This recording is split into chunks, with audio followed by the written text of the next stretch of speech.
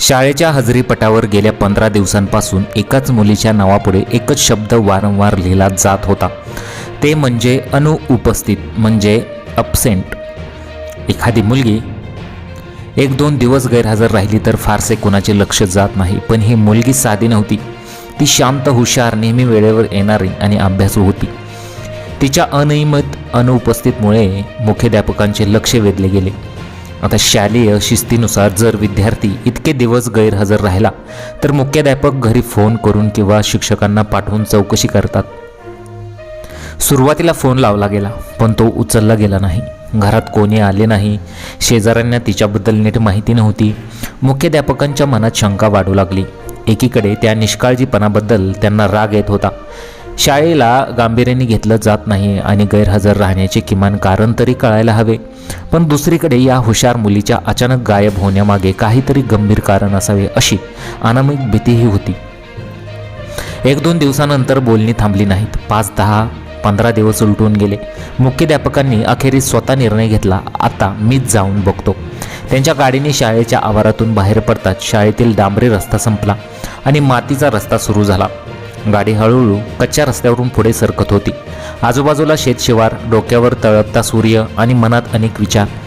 काय पाहायला मिळणार, काय ऐकायला मिळणार, काय कारण देणार हे लोक. मुख्याध्यापक रागात होते, पण त्या रागापेक्षा जास्त काळजी त्यांना त्या मुलीची वाटत होती. बराच वेळ शोध घेतल्यानंतर अखेरीस मुलीचे घर सापडले. खरे तर त्याला घर म्हणण्यापेक्षा झोपडी म्हणजे म्हणणे योग्य ठरेल. कैलारू छप्पर, तुटलेले दार आणि बाहेर एकही चप्पल नव्हती. त्यांनी दारावर हाक मारली. आतून हळूच आवाज आला. आतील दृश्य पाहून मुख्याध्यापक क्षणभर स्तब्ध झाले. त्यांच्या तोंडून शब्द फुटेना. त्यांची नजर त्या मुलीला शोधत होती. ती समोर होती, पण ती शाळेच्या गणवेशात नव्हती.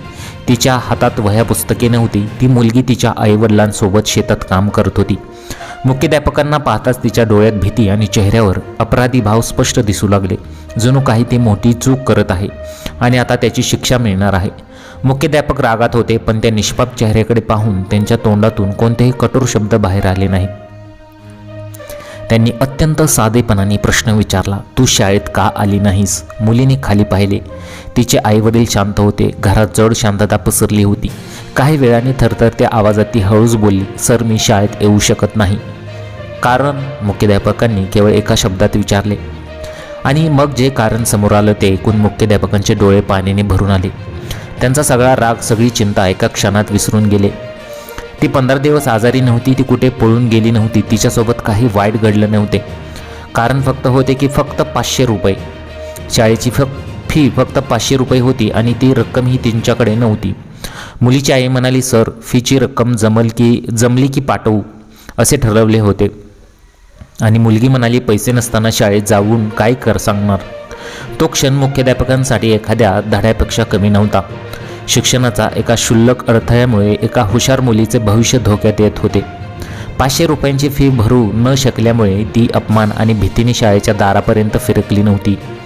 मुख्याध्यापक पूर्णपणे शांत झाले. त्यांचे शब्द थांबले. राग गेला आणि माणुसकी जागी झाली.